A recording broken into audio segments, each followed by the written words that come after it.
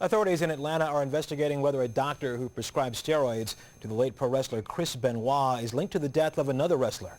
Benoit is the wrestler police say killed his wife and son before taking his own life last month. Michelle Miller has more.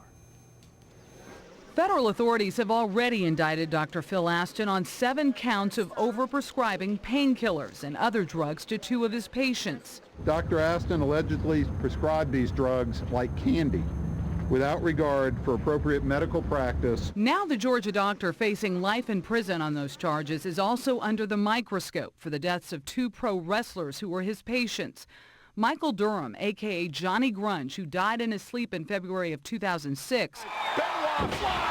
And Chris Benoit, WWE star wrestler whose shocking death ignited an investigation into prescription drug and steroid abuse. Police found anabolic steroids prescribed by Dr. Aston inside Benoit's home after the wrestler allegedly strangled his wife and son before hanging himself in late June. According to the search warrant, Aston had prescribed Benoit with a 10-month supply of steroids every 3 to 4 weeks between May of 2006 and May of this year. Still, Aston has not been charged in connection with the Benoit case. There's no link to steroids charged against him. There's nothing. There's nothing sensational in this case. Steroid use has greatly increased in sports from baseball to wrestling over the last decade.